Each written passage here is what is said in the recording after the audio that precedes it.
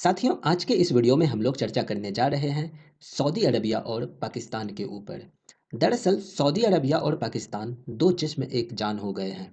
ऐसा मैं इसलिए कह रहा हूँ क्योंकि इन दोनों के बीच एक डील साइन हुई है और वो डील है डिफेंस डील। जैसा कि आप सभी लोग देख पा रहे हैं, defence deal to protect Pakistan against India, why is pact with Saudi Arabia.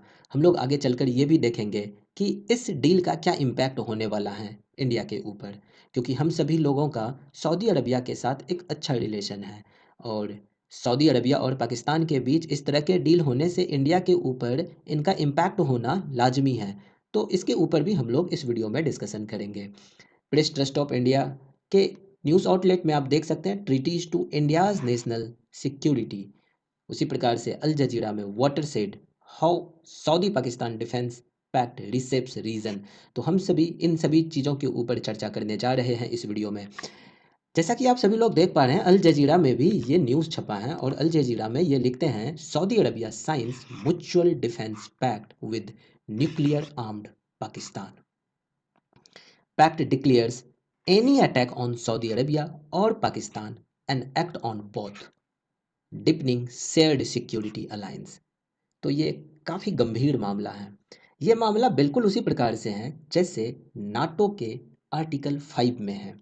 NATO का जो आर्टिकल 5 है वो ये कहता है कि नाटो के जो टोटल 33 मेंबर कंट्रीज़ हैं, इन 33 मेंबर कंट्रीज़ में अगर किसी एक के ऊपर भी किसी ने हमला किया तो ये मान लिया जाएगा कि इन सभी यानी कि इन 33 कंट्रीज़ के ऊपर हमला किया गया है। बिल्कुल इसी प्रकार का प्रोविजंस सऊदी अरबिया और पाकिस्तान के इस डिफेंस पैक्ट में हमें देखने को मिलता है। ये लिखते भी हैं कि any attack on Saudi Arabia और पाकिस्तान, सऊदी अरबिया और पाकिस्तान में से किसी के ऊपर भी अगर अटैक होता है, एनी अटैक मीन्स किसी भी प्रकार का अटैक अगर इनके ऊपर होता है तो it will be considered an attack on both. ये दोनों के ऊपर अटैक समझा जाएगा। इसका मतलब ये हुआ कि अगर सऊदी अरबिया के ऊपर अटैक कोई भी कंट्री करता है तो पाकिस्तान के ऊपर अटैक इनको माना जाएगा और फिर ये दोनों मिल करके उस तीसरे कंट्री के ऊपर अटैक करेगा। इसमें यह भी है कि अगर पाकिस्तान के ऊपर भी कोई अटैक करता है तो इसको ये मान लिया जाएगा कि सऊदी अरबिया के ऊपर भी ये अटैक किया गया है। तो इसमें ये दोनों मिल करके ये थर्ड कंट्री के ऊपर अटैक करेगा जो भी अटैक करने वाला है। तो इसका मतलब ये हुआ कि ये एक ऐसा अलायंस है जो बिल्कुल नाटो के जैसा अलायंस है। हालांकि इसके ऊपर अभी हम लोग आगे और भी चर्चा करने जा रहे हैं, लेकिन फिलहाल अभी अगर हम लोग देखें तो ये जो अलायंस हैं, ये अलायंस कुछ ऐसा है जैसे कि एक तरफ कोई राजा हो और दूसरे तरफ एक भिखारी हो और इस भिखारी के पास कोई नागमणि हो। और अगर भिखारी के पास कोई नागमणि है तो राजा का दिल तो इधर आ ही जाएगा। यहाँ जो ये भिखारी हैं वो है पाकिस्तान और जो ये राजा हैं वो है सऊदी अरबिया। हम सभी लोग जानते हैं कि सऊदी अरबिया एक रिच कंट्री है, काफ़ी ज़्यादा पैसा है इनके पास। पाकिस्तान एक भिखारी देश है, इनके पास एक रुपया भी नहीं है कहीं इन्वेस्ट करने के लिए, खुद खाने के लिए भी इनके पास पैसे नहीं है और दूसरे के भीख के ऊपर ये पलते हैं। लेकिन इनके पास एक नागमणि है और वो नागमणि है न्यूक्लियर वेपन। जी हाँ साथियों, इनके पास न्यूक्लियर वेपन्स हैं। पाकिस्तान के पास ऐसा माना जाता है कि भारत से भी ज़्यादा न्यूक्लियर वेपन्स हैं और यही न्यूक्लियर वेपन पाकिस्तान का नागमणि है जिसके ऊपर सऊदी अरबिया का दिल आ गया है। इसके पीछे का एक और भी तर्क है। एक्सपर्ट्स की माने तो हाल ही में क्या हुआ कि इजराइल ने कतर के ऊपर हमला कर दिया और कतर के ऊपर जैसे ही हमला हुआ तो पूरे मिडिल ईस्ट में खौफ का माहौल पैदा हो गया। हम सभी लोग जानते हैं कतर को अमेरिका का प्रोटेक्शन मिला हुआ है और अगर कतर के ऊपर इजराइल हमला करता है तो अमेरिका को कुछ ना कुछ एक्शन लेना चाहिए था, लेकिन अमेरिका ने किसी प्रकार का कोई एक्शन नहीं लिया और उन्होंने साफ कह दिया कि इस बारे में मुझे उन्होंने बताया ही नहीं और मैं इस बात से बहुत ही ज़्यादा दुखी हूँ। बस ऐसा ही स्टेटमेंट आया है डोनाल्ड ट्रंप का और इस तरह के स्टेटमेंट से ऐसा अब लग रहा है कि अमेरिका से मिडिल ईस्ट दूर होता जा रहा है। अमेरिका और ईरान में तो वैसे ही नहीं बनती हैं और इसराइल का कतर के ऊपर जैसे ही हमला होता है ओआईसी कंट्रीज और इस्लामिक कंट्रीज जितने भी हैं वो सारे एक साथ इकट्ठा हो जाते हैं। दोहा में ये सभी लोग इकट्ठा होते हैं और एक समिट करते हैं, अरब इस्लामिक समिट। साथियों, मैंने इसके ऊपर एक वीडियो किया है। जिन लोगों ने उन वीडियो को नहीं देखा है, मैं उसके लिंक को आई बटन में डाल दूंगा और साथ में डिस्क्रिप्शन बॉक्स में भी मैं उस लिंक को डाल दूंगा। जिन लोगों ने उन वीडियो को नहीं देखा है, आप लोग जा करके उन वीडियो को देख सकते हैं। उस वीडियो में मैंने समझाया है कि कैसे ये इस्लामिक नाटो पूरी दुनिया को इम्पैक्ट करने वाला है। एक तरफ इस्लामिक नाटो और दूसरे तरफ नाटो कंट्रीज, तो ये पूरी दुनिया को इम्पैक्ट करने वाला है और साथ में इंडिया के ऊपर भी इनका काफ़ी बुरा प्रभाव हो सकता है। तो इसको लेकर के मैंने डिटेल में वीडियो किया है, आप सभी लोग उस वीडियो को जा करके देख सकते हैं। आइए आते हैं हम लोग अपने टॉपिक के ऊपर। तो हम लोग थे मिडिल ईस्ट के ऊपर। जब इसराइल का हमला होता है तो मिडिल ईस्ट में खौफ का माहौल पैदा हो जाता है। दोहा में अरब इस्लामिक समिट होता है और जिसमें यह फैसला लिया जाता है कि इस्लामिक नाटो बनाया जाएगा। अभी 2 दिन पहले की ही बात है। अरब इस्लामिक समिट 15 सितंबर को हो रहा था और उसमें यह प्रस्ताव रखा गया था कि इस्लामिक नाटो को बनाया जाएगा। और इस मीटिंग के, इस समिट के 2 दिन के बाद ही सऊदी अरबिया और पाकिस्तान के बीच एक डील साइन हो जाती है और वो डील है म्यूचुअल डिफेंस पैक्ट। इस डील में जो ये प्रोविज़न है, ये प्रोविज़न इस प्रकार से है कि अगर एक देश पर हमला होता है तो इसको दूसरे पर भी हमला माना जाएगा। दोनों देशों ने एक जॉइंट स्टेटमेंट में ये कहा है कि ये समझौता दोनों देशों की सुरक्षा बढ़ाने और विश्व में शांति स्थापित करने की प्रतिबद्धता को दिखाता है। अब इस डील में मुझे शांति तो कहीं दिख नहीं रही। एक न्यूक्लियर आर्म्ड कंट्री और दूसरे के पास बहुत सारे पैसे, एक भिखारी दूसरा राजा।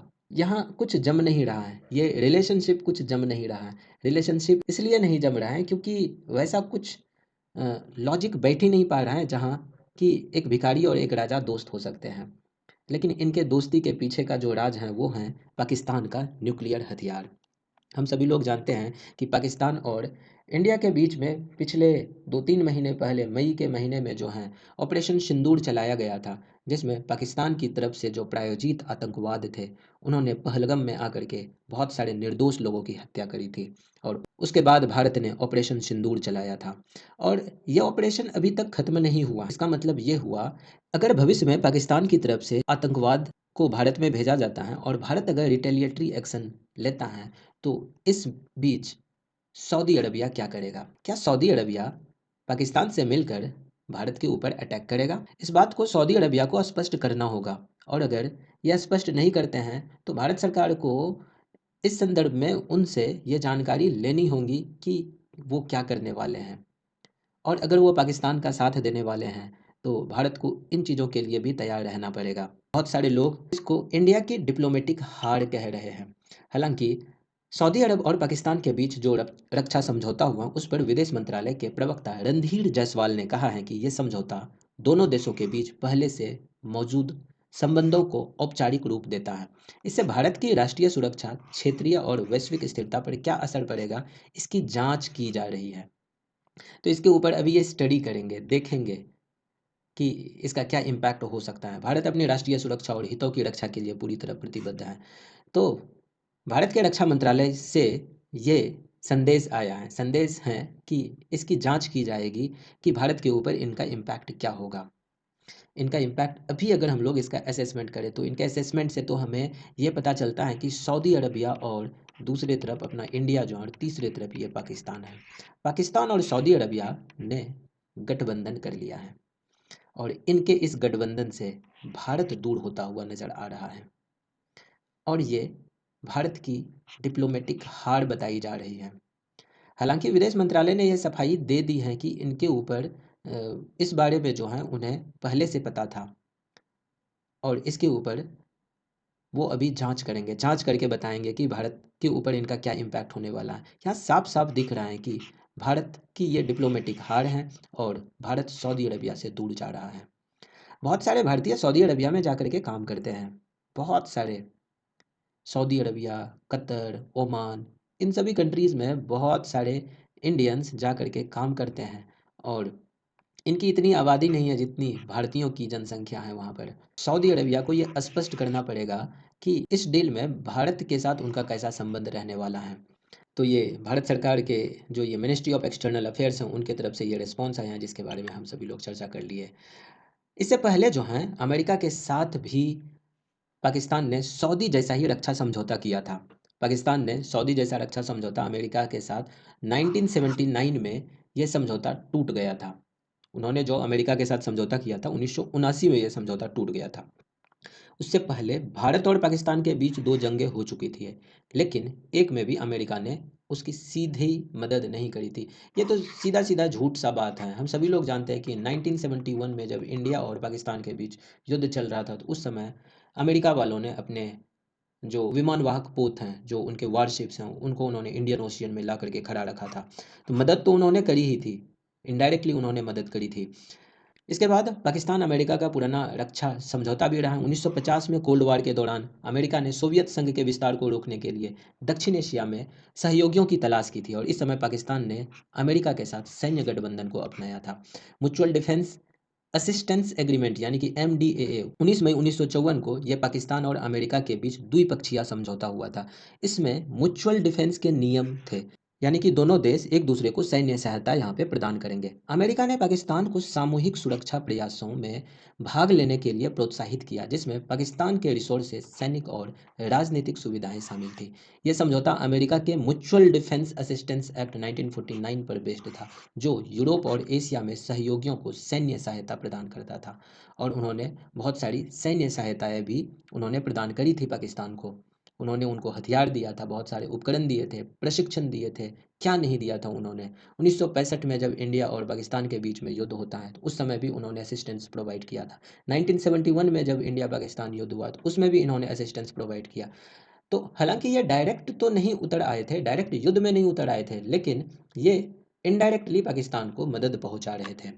सीटोस 1954 में, सेंटोस 1955 में। MDAA के बाद पाकिस्तान ने South East Asia Treaty Organisation यानी कि सीटो और बगदाद पैक्ट बाद में सेंटो में शामिल होकर इसे मजबूत किया। इस संगठन के अनुच्छेदों में किसी एक पर हमले में सामूहिक प्रतिक्रिया का प्रावधान था, यानी एक सदस्य पर आक्रमण को सभी पर आक्रमण माना जाएगा। बिल्कुल नाटो जैसा यहाँ पे प्रावधान था। अमेरिका ने इनके तहत पाकिस्तान को 7,000 करोड़ से ज़्यादा की सैन्य सहायता प्रदान की थी, जिसमें हथियार और प्रशिक्षण सभी शामिल थे। 1979 में यह समझौता टूट जाता है। सेंटो का अंत 1979 में हो जाता है। हालांकि MDAA द्विपक्षीय था, लेकिन सेंटो के ढांचे से जुड़ा हुआ था।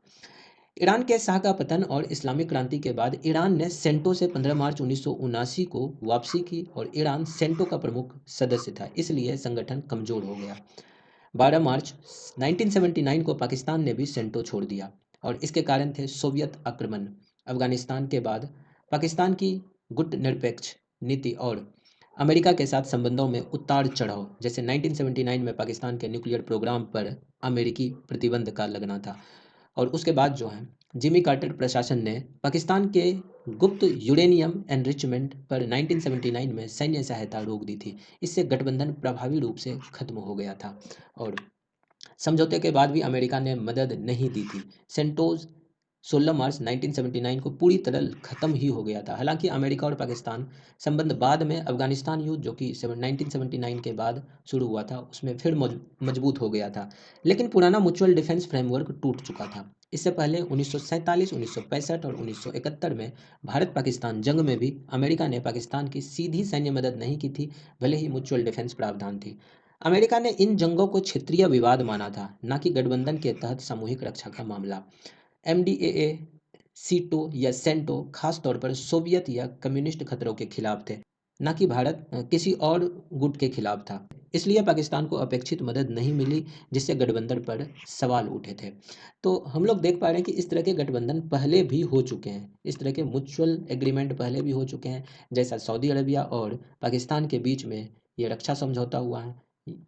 अब ये देखने वाली बात रहेगी कि आने वाले समय में ये डिफेंस डील किस तरह से काम करता है। दूसरी तरफ जो इस्लामिक नाटो बनाने की जो कवायद चल रही हैं, तो क्या ये उसी की शुरुआत है, ये भी देखने वाली बात होगी। वी विल सी कि अगर ऐसा कुछ होता है तो हम लोग एक नए वीडियो में इनके ऊपर चर्चा कर लेंगे। तो साथियों, आज के लिए इस वीडियो में इतना ही। कंटेंट अगर आप सभी लोगों को अच्छा लगा तो चैनल को आप सभी लोग सब्सक्राइब कर सकते हैं, और अपने साथियों के साथ इनको शेयर भी कर सकते हैं। मिलते हैं साथियों अगली वीडियो में। जय हिंद।